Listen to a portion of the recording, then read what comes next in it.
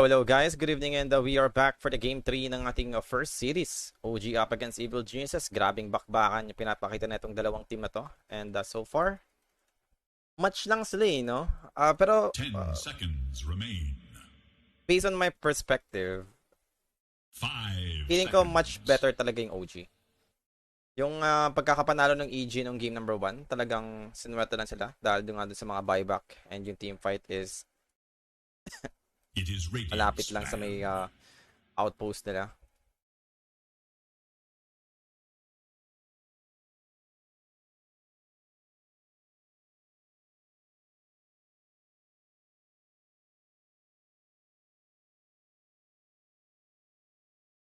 Ten seconds.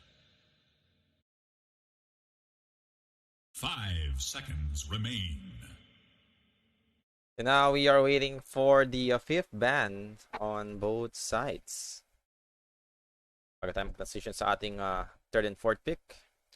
Monkey King Keeper, kinuha ulit dito ng Evil Geniuses. So sana wag na tong Keeper off lane yung mangyayari since OG they went for Disruptor Wind Ranger again. So similar heroes na yung nakita natin dito. Same thing yung possible makita natin dito for this game number 3.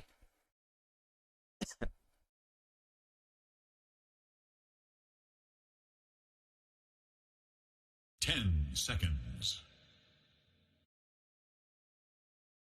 5 seconds. Dire's turn to pick.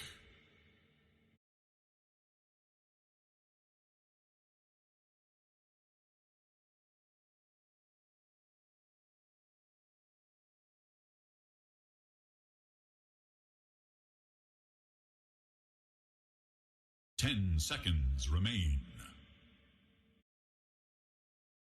5 seconds.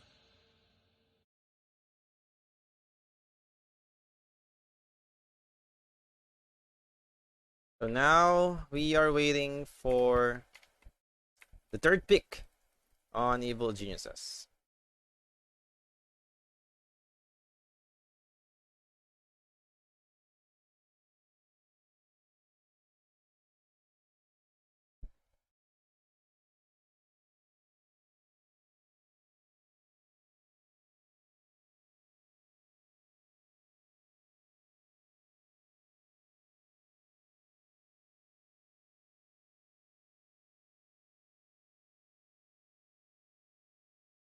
Radiant must choose. Bounty Hunter. The Bounty Hunter will be the third pick for the side of Evil Geniuses. If they're gonna play with Bounty Hunter, kailangan nila mag-aggressive as much as possible. Take advantage of track gold kill. So mukhang, Keeper offlane na naman ata tayo for EG. 10 seconds. Well, wala pa naman tayong offlane hero for OG na possible maka-counter sa MK kung MK magiging position 1. Now, they did remove those heroes. Yung mga pinik kanina ng OG, Batrider, PL, Earth Spirit. So, planning to do the same thing for Evil Geniuses. Dinemove lang nila dito yung mga tumalo sa kanila sa previous game. Radiant's turn to pick. Beastmaster. So, there goes the Beastmaster for the side of OG. Now, still okay pa rin ba mag-Monkey King dito? Dire's turn to pick. Crystal Maiden. It's still a good hero. A Crystal Maiden for the next pick for the side of OG. Now, it's time for Evil Geniuses to decide their next hero.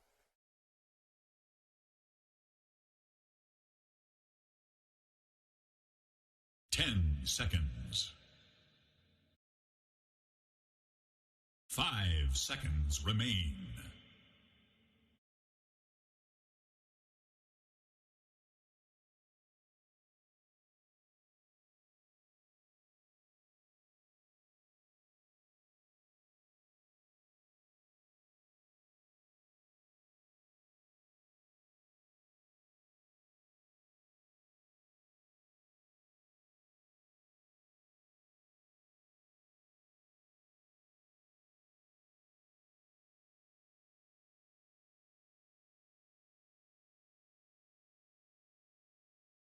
It is Radiant's ban.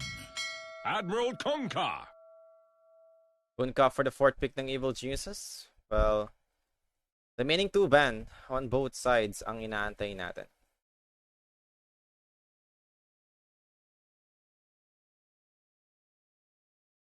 Ten seconds remain. 5 seconds.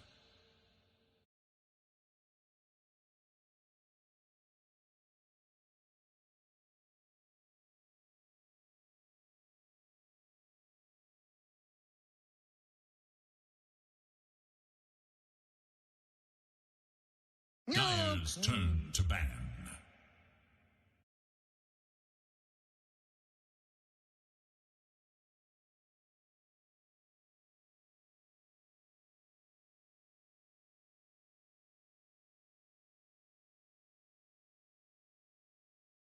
Ten seconds.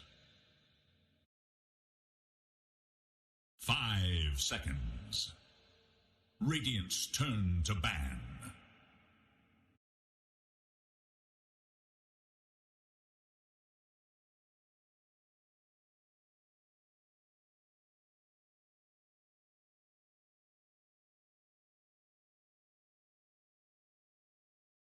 Ten seconds.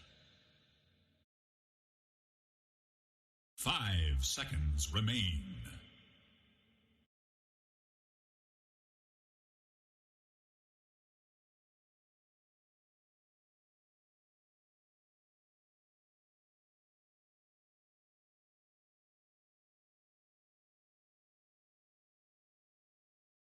It is Dire's ban.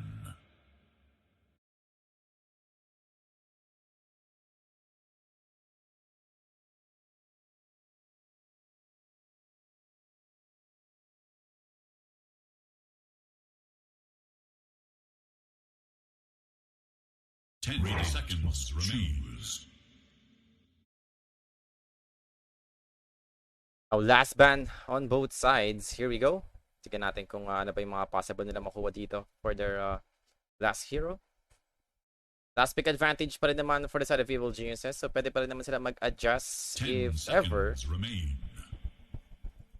na pumangit yung kanilang matchup. 5 seconds turn to pick. Faceless Void. Now, Faceless Void for the side of OG. First time to see this hero once again. For this tournament, I think unang Faceless Void ata to para sa akin. 10 seconds. Hindi ko lang sure. Hindi ko lang matandaan. 5 parang, seconds remain. Wala pa ako nakita nag-Faceless Void. So, I'm not sure kung meron ba tayong changes for the Void. I think meron nag-Faceless Void. Parang kasama ko si Ate Sherry ng time na yan. Nakalimutan ko lang kung anong team. Oh yeah, I think meron na rin nag-Faceless Void.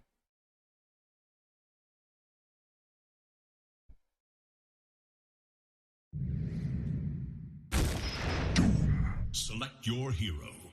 Make the ultimate choice. So, Doom will be picked by Evil GSS. Maganda naman yung Doom dito, especially in controlling Void itself. Maganda naman yan. So, ano ba to? Position 1, Monkey King. So, support na lang yung keeper natin dito. Much better. Unlike ng game number 2, talagang wala gaanang ma-provide yung Keeper of the Light. As an offlane hero, hindi niya na-provide yung mga ginagawa ng offlane heroes talaga. Anyway, this game, I think both sides has a good or decent draft. It's all about execution itself, lalo na sa mga initiation nila dito. Doon magka-fall off to. For the support heroes ng Evil Geniuses, medyo lacking lang in terms of control.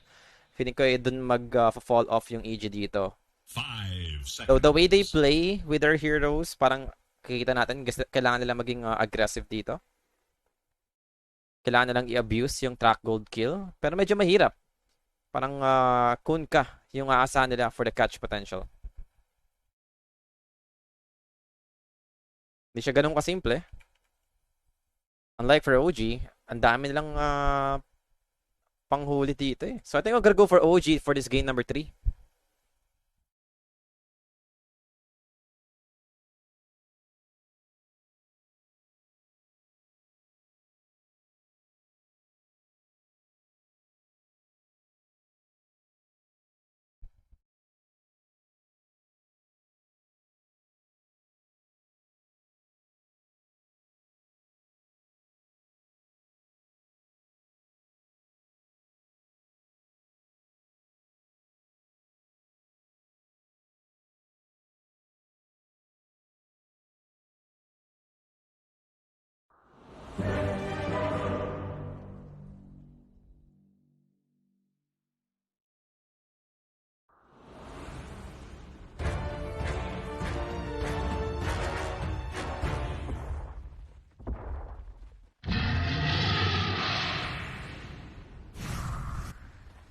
So here we are, game number 3 mga boss. Sino ba talaga yung may eliminate dito for this tournament?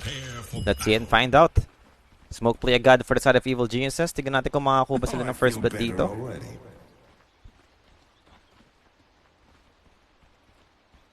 ¿A qué te aferras? Dime. ¿A qué te aferras?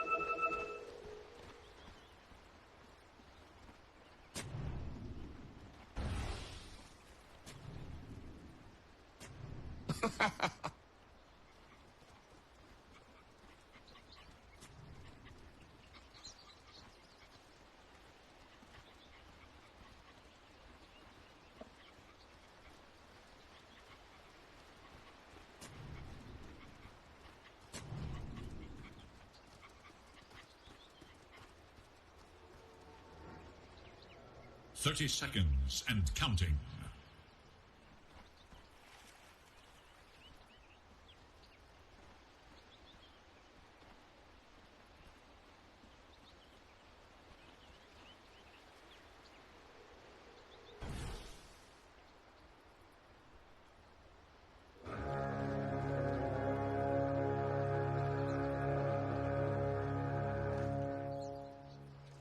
Remember, the international spirit lives in us all.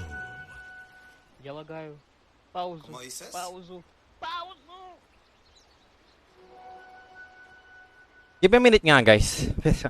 Kukunin lang ako saglit.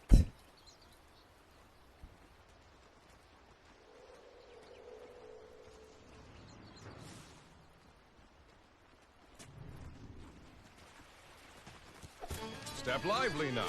Your admiral is on board.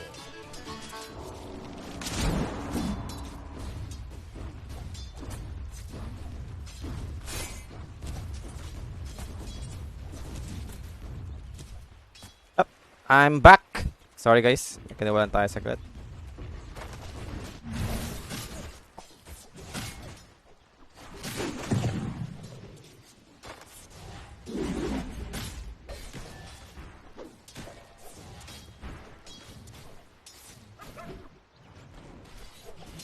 So ano na ba nangyari? Wala pa naman, no?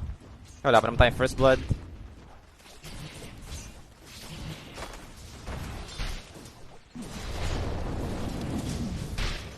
For the bot lane action, Scorched Earth para sa skill 1 ng ating Doom. Yeah, medyo decent naman yung DPS up against Faceless Void. Ano ba binagawa kay Void?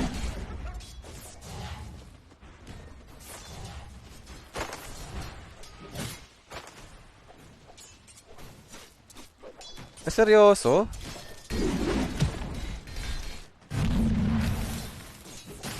So, pati yung mga cooldown ng items. Wow. I mean, hindi naman siya yung parang ganong ka-impactful, but there are certain situation wherein magiging useful yung ganong changes for the Void. Yung ganong buff sa kanyang Chronosphere. Actually, first but secured for the side of OG by killing off the Monkey King, and that's their position 1 hero. So that's not a good sign for EEG at the start.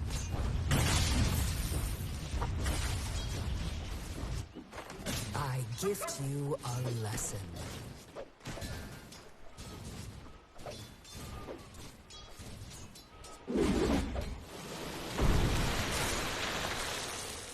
Now, Kunkka up against Wind Ranger. At least, diba, hindi naman ganun magiging effective masyado yung Wind Run. Since Tidebringer lang naman yung gusto mong maging way para lang ma-pressure or mabawasan dito yung Wind Ranger. Hindi naman nadadodge ng Wind Run yan. Bot lane, Kitrak dito. Well, we'll be using the glimpse over to Whisper. But Whisper will try and keep on going. They have the dilation from Yuragi. Actually not gonna be enough to save Kitrak. Matthew, not sure what the plan is. Possibly he's looking for the courier. Can he actually kill this? Medyo malayo eh. Possible makapag-react yung Faceless Void. And possible pa makakuha ng XP yung Faceless Void. Yun din. So parang hindi siya worth i-try kung gusto niya mag-suicide.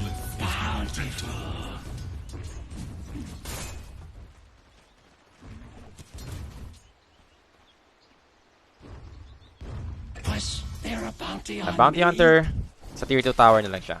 Much safer. At least walang X-Speed talaga makukuha din yung avoid. So, possible siya mag-refill ng bottle ng Kunkka kung nag-battle si Seasmal. Actually, may battle siya. Pero sa top lane pumunta yung Bounty Hunter. We'll be looking to help out the Monkey King. Might be possible for the Crystal Maiden. Now, there goes the stun. Illuminate comes in. Taiga dito. Frostbite over to Pakas. Bundle Strike available. And even yung Blood Grenade. Tatama pa nga on 2 heroes. Kill secured for the Monkey King. At least yung Monkey King pa yung nakakuha ng gold.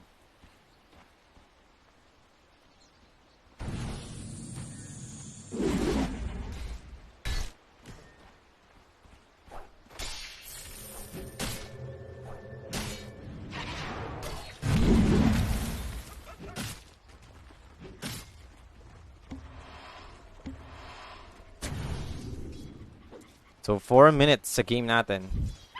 And it's 1k lead for EG. Now, jump in for the Monkey King, but the Frostbite came in. They have the Illuminates. Crystal Maiden na naman yung mapagtiripan dito. Taiga, for the second time around, will be falling. Now, with Gitrak joining the fight, is it gonna be enough to save MC? That's the question. Another bash from Matthew with a Shadow Walk. MC, can he outrun them? I don't think so. Mamatay pa rin naman si MC dito. That's a Bounty Hunter with Orb of Venom. Sa Shadow Walk na kasi niya yung bash eh.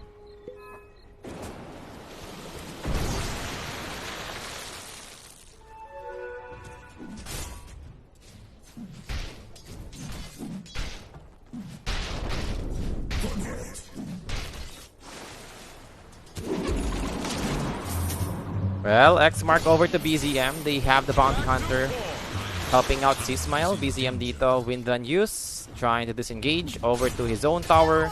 Still not gonna be enough to actually survive from it. Mamamatay siya dito for the rotation ng Bounty Hunter. Now, nung nag-start mag-rotate yung Bounty Hunter, it's actually working out for the side of EG. Kills after kills, sinigin natin dito nakukuha ng Evil Geniuses. And now, over to Pakas.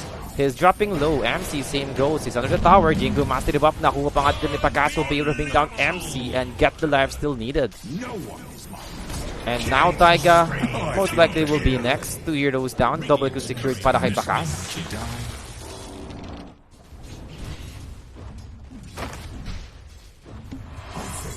Suddenly, it's 3k up for EG. And I think gustong makuha ng EG for this game. Yung momentum, nabibuild up na nila. And for Matthew, with this Bounty Hunter, kapag nakuha niya yung level 6 niya, pwede sila mag-diretso dito. Now, for the Bounty Hunter, might be looking to prepare for the Wisdom Rune. 7 minutes, malapit na. Mag-aabang na si Matthew dyan, for sure. But now it's gonna be MC to be in trouble. He's been scouted out, and Crystal Maiden will be helping out with the Frostbite. Not gonna be enough, actually. He got hit by the Bundle Strike. So the stun came in, and namatay pa rin naman doon si Mind Control. Another hero down for the side of OG. And this tier 1 top tower, with rotation from BZM, might be able to save this. But no, Matthew, Shadow Walk is up. Last on detection dito for the Bounty Hunter. And now for Matthew, they might be looking to get the Wisdom Rune, but still try to kill Taiga first bago sila kumuha ng Wisdom dito. And nice deny from BZM, making sure they won't be able to get any levels. But rotation from the Kunkka, not gonna able to catch BZM. Nice shackle shot. Where's yours? But it's 6k lead for EG. Nagkakaroon tayo ng packet loss, boss. Actually, kala ko na-fix na ng PLDD kasi nung nakaraan, parang 2 days ata na may inaayos yung PLDD dito sa area namin. Pero hindi na siya ganun kataas. Kung dati to, malaman nasa 20 yung packet loss natin. Ngayon nasa 5 na lang naman na yung packet loss. So kahit pa paano, ano pa naman siya, like bearable pa naman panoorin. Feeling ko. Medyo na lesson na. Yung pag ganitong oras, tumataas yung packet loss namin sa mga PLDD users dito sa area namin. No? Hindi ko lang sure sa iba. Kung sa ibang area ng PLDD user. Mga around 7 to 10. Ganun yung tumataas yung packet loss namin. MC will be taken out by the Ghost Ship. And that's another kill secured for the side of Evil Geniuses. Now they're stomping OG right now. It's 6k advantage for EG.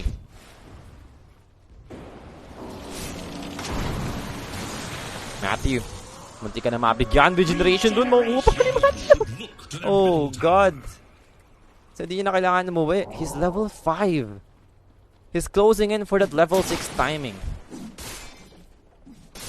Wala boss, sa Makati kami. Makati. Sa Makati area ganito. Kahit sa mga tropa ko dito sa Makati, ganun din yung nangyayari sa PLDT nila. Ganitong oras, talagang medyo bumabagal yung connection.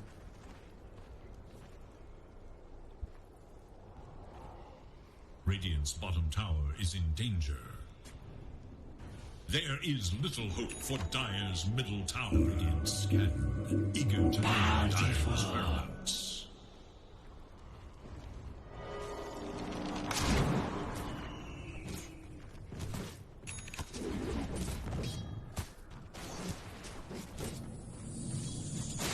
Yeah, sa amin sa Makati area. Kaya nung nakaraan, yung hindi kami nakapag-cast ata ni Sherry. Ako pala, hindi ako nakapag-cast. Ayun yun yung time na pinipix yung PLDT. Yung maintenance na ginagawa dito sa area namin. Pero akala ko okay na. Medyo na lesson naman yung pagbaba ng speed sa ganitong oras.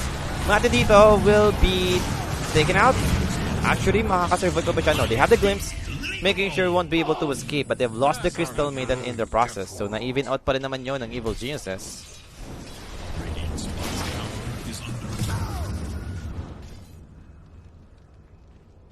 10 minutes in, and it's 8k lead for the side of EG.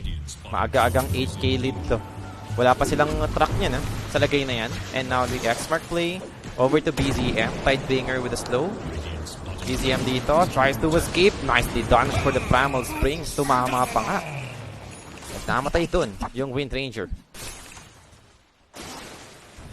Radiant's bottom tower is under attack.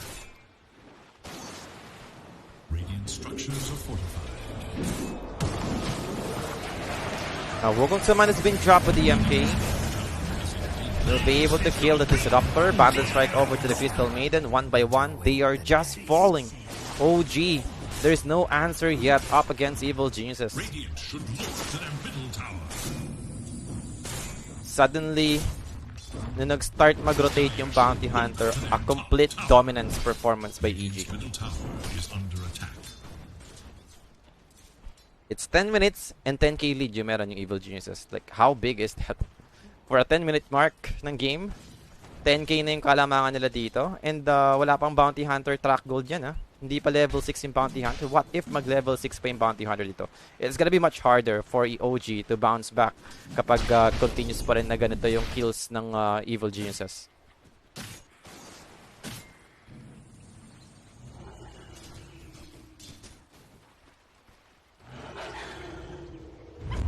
Dire's middle tower is under attack.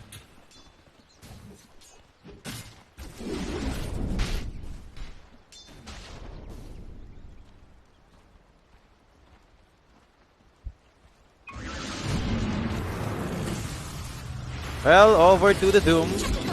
This time, possibly ba nila mabigyan dito? Doom, he wants to use his ultimate, but he got stunned. Pops the mech, will be able to keep himself alive. The Doom comes in, over to the Faceless Void, so there won't be any Chronosphere for the Void. Actually, nagamit niya pa rin Chronosphere niya. So cooldown pa rin. And that's gonna be Faceless Void taken down. Same goes to the Crystal Maiden and Disruptor. 3 heroes dead. BZM might be next here. This time, available na yung track gold natin. And that's a lot of heroes down for the side of OG. Di naman lahat na track, but a more advantage for EG. It's 13k lead in a 12-minute game. Suddenly yung game 3, sobrang one-sided yung nangyayari.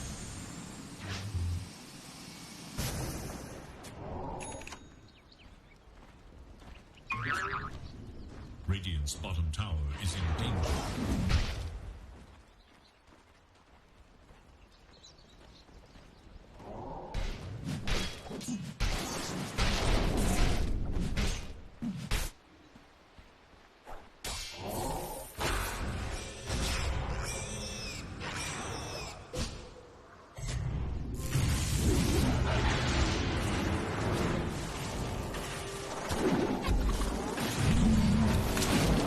Bounty Hunter dito will be taken out.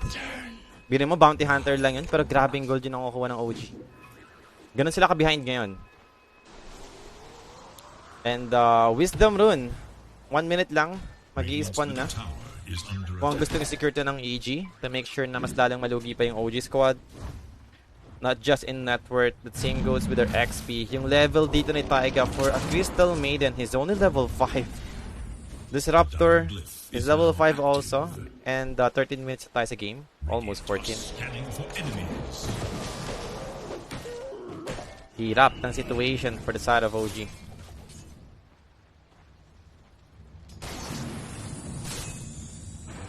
Now look at this. Evil Geniuses will be guarding this area. Sa may wisdom rin. And the one will be the one to get it. Si Smile na lang. Getting his level 12. Level 2 Ghost Ship. Doom, di na nga siya nag-hand of minus dito. Talagang utility items na lang. Matthew again, spotted in. Transfer will be dropped. A kill is a kill. It is what it is para kay Yuragi. So, the Bounty Hunter will be the casualty.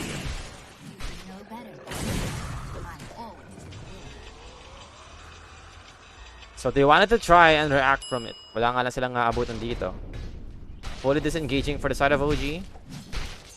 Hand of Midas though for the Faces Void.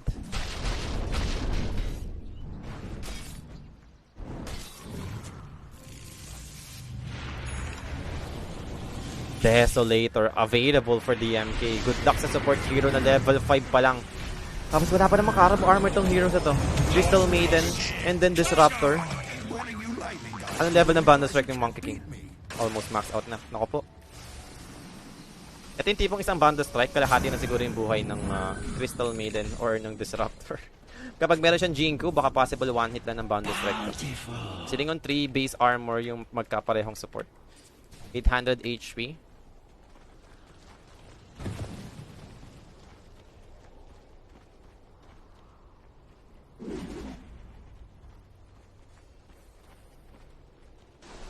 Almighty money. Radiant should look to their middle tower.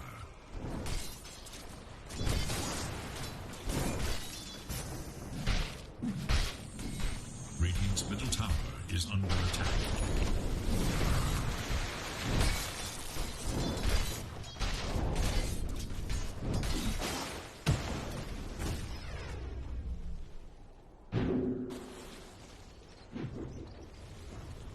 Radiant's bottom tower is under attack. Invisibility. So para kay Pekas. Radiant's bottom tower is under attack. Tamang basag lang naman ng tier 2 tower. Fortification use for the side of OG. Still will continue to take this down. It will be a map control given for EG. More map control. Radiant's bottom tower And is then a smoke play for EG afterwards. There is little hope for Dire's middle tower.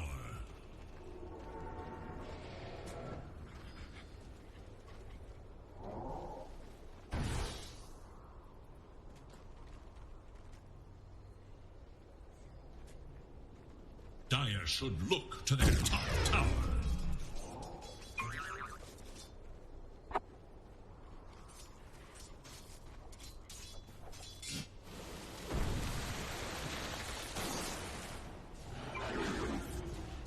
Radiant's courier has been killed. One side's misstep is the other's cunning play.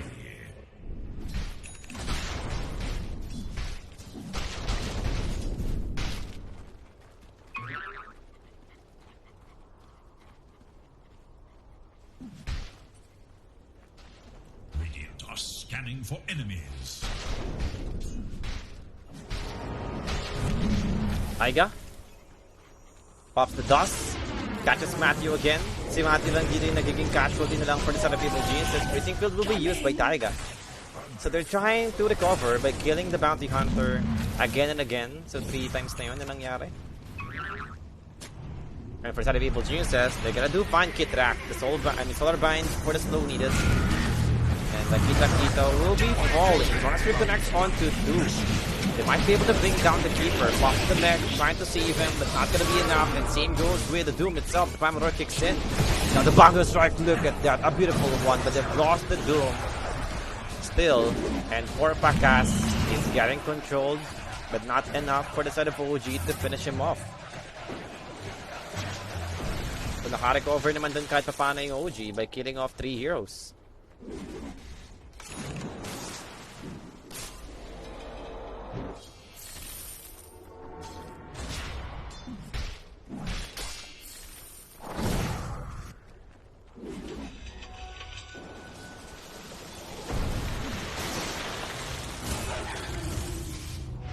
Finders keepers.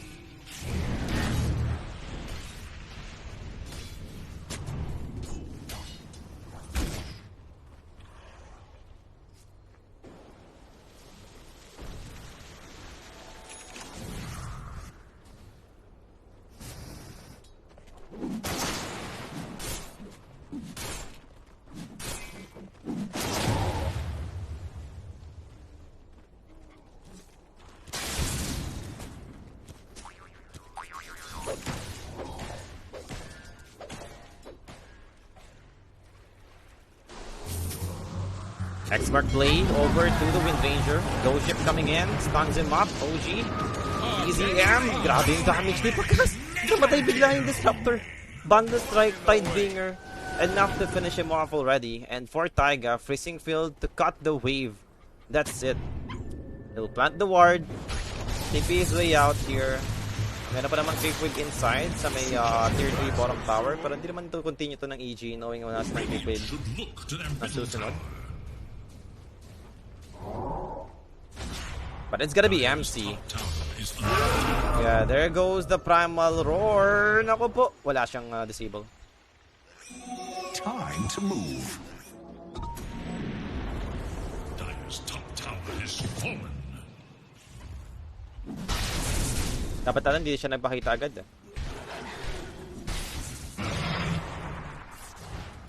Solar Crest, available na para kay Panda.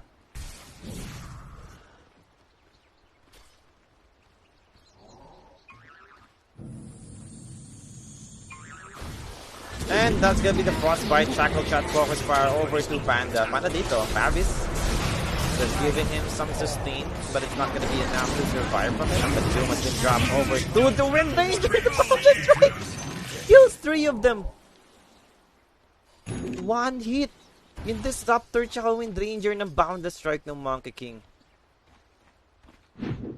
What the heck is that damage?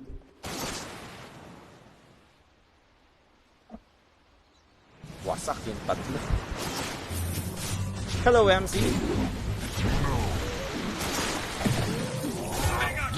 There we go. MC dead. More track gold secured for the Bounty Hunter. 19k lead for Evil Geniuses. So going for MKB si Pakas with the Wind Ranger.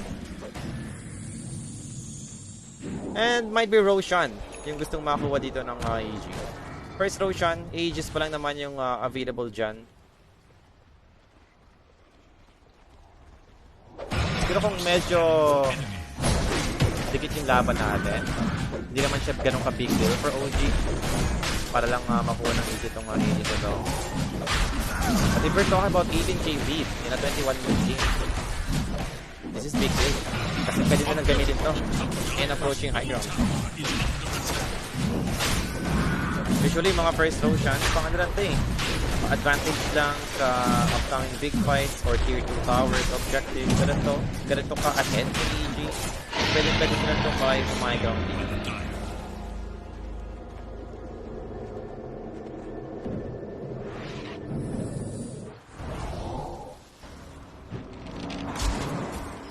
EZM. Will be spotted. Ay, inubos niya? Kala ko, na-reserve niya pa yan. Maghanap siya na mababoundless strike. Sayang.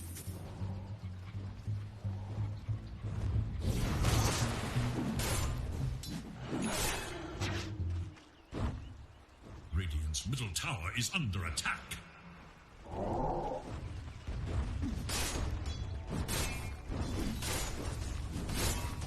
So, tier 2 tower, makukuha pa nga dito ng Evil Geniuses. Without Wind Ranger, medyo mahirap pa to for OG. They have Chronosphere up for the Void, and they will smoke up. Now, speaking of Faceless Void, Mjolnir is available. So, available na yung attack speed na hinahanap natin for Faceless Void. More magic damage na siya dito, since time lock magical damage yan. Sama mo pa ng proc ng Mjolnir, so... Wala naman pipes ata for EG. Actually, meron pala, sorry. Parang ang hirap pa rin. Kakapos sila sa damage sa OG kapag napop yung Crimson tsaka yung pipe. Kahit yung dalawang lang yun, mahirapan sila makapatay dito. Then meron pa mga Pavis, meron pang Greaves. And meron tayong Disruptor na mabibigyan agad ni Pakas together with Matthew. Track gold kill secured. And I think that's MKB finish for the MK. Pwede na ba? The dire spin on the hunt. Two masks on this brigand team. Take on its way na yung MKB ni Monkey King.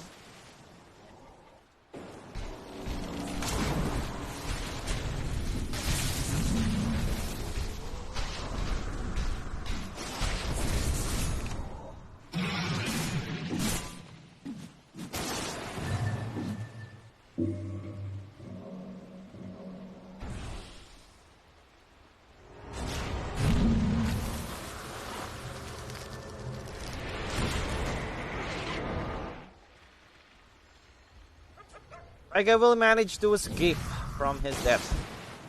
Hindi siya inabutan doon ng EG. But now, wala nang tier 2 towers available for Evil GNSS. Is it time? For OG pala, sorry. Is it time for EG to get the high ground? They still have the Aegis for a full 2 minutes. Tagal-tagal pa rin yan. MK, well, he managed to go back inside their base. Takes out the Crystal Maiden. No buyback. Fortification kicks in. We'll be looking to hold this push. Pero para kay Pakas, they'll start and destroy this. Tier 3. Torrent Spear connects on the 3. A beautiful one, but where's the damage? Actually, there won't be any damage from the side of OG. The Crimson Guard is just too much for them to deal with. Even yung focus fire dito ng Windranger, wala talaga. And now Beastmaster getting caught by the Torrent play, and there we go. Windranger might be next. PZM dead. 2 heroes down. No buyback for the side of OG. This might be the game. Sobrang labo makarecover pa dito yung OG. Nakita natin doon. 1 Crimson Guard. Wala naging damage yung OG. It feels good to be this. Dire's middle tower is under attack. Top barracks has fallen. Game 1 and Game 2, dikit na dikit yung laban. Pero pagdating ng Game 3, it was a dominating game for EG. One-sided sobra yung game natin dito.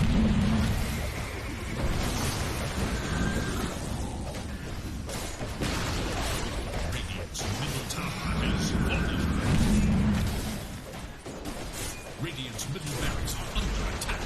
Radiant's middle barracks has fallen. Radiant's middle barracks. Be looking to try and get the Mega. Still has the Aegis for 50 seconds on the MK. Kunka, they have the guns play, pero si Smile, ano ito? Ba't ang kunat? Albert. Nakaba ang Bracer. Stop sa 25-minute game. Double pa yung mga ticket na mag-provide dito ng Bracer. That's Crystal Villain down. Taiga dito will be using his buyback. A set of frags to secure for the side of Evil Geniuses is possible. Flames play.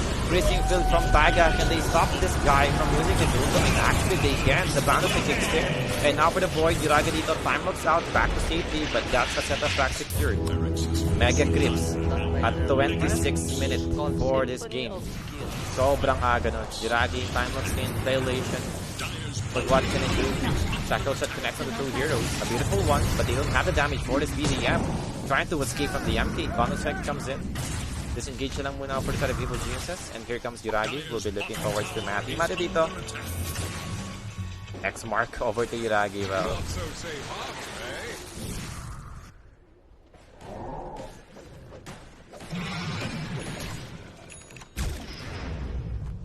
so it is 33k lead for EG. Bountiful. Mababa lang naman.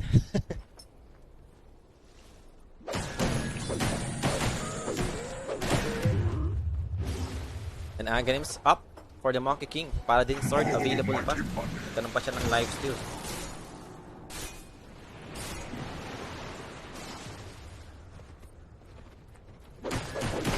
Actually, meron tayong Wisdom Rune, guys. Dalawa yung Wisdom Rune dito for EG to grab.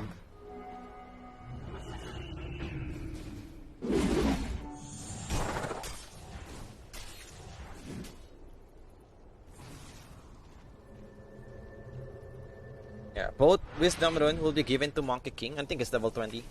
Like level 27. And that's the Tormentor. So Shard available for the Keeper. And maybe it's time for them to actually end this. As long as makapag Crimson yung Doom, diba? Ayun lang. Crown Sphere, Crimson yung counter. Wala na. Wala sa mapatay for OG. Sobrang lacking pa nila in terms of damage. If we're gonna look for the Wind Ranger, wala naman siyang raw damage dito. And the Conspire do catch us too. This time, they don't have the Gibbs on guard, but they have the Ghost. If Five comes in, same goes to the Gibbs. Still saving the Zamki from this fight and will be able to make it. And that's it. The game is over. EG has been called. OG will be eliminated from this major. EG will proceed to the next round, facing Liquid sa ating semifinals ng lower bracket. Victory.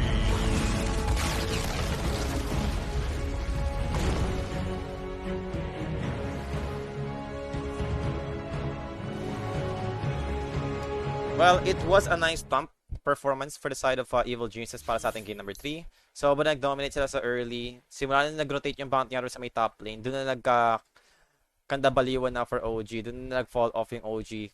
Kills after kills yung nakikita natin for Evil Geniuses. Sobrang nag-suffer sila doon. Talagang wala sila magawa yung OG. Tinatry nila, 3 heroes, even yung Wind Ranger dumating pa nga sa may top lane, pero hindi pa rin naging enough. Talagang malakas yung EG ng time na yon, and doon sila nagkaroon ng momentum. And naalagaan naman nila, nag-continuous na nag-build up. Actually, laki ng advantage sila kahit wala pa yung track gold ng Bounty Hunter. And as a result, it was a quick game, a dominating game for EG para sa ating game 3. 2-1 yung score. And may eliminate nila dito yung OG. Well, for the next series, upper bracket finals tayo guys. Maya-maya lang yan after the short break. Thanks so much for watching and be right back tayo.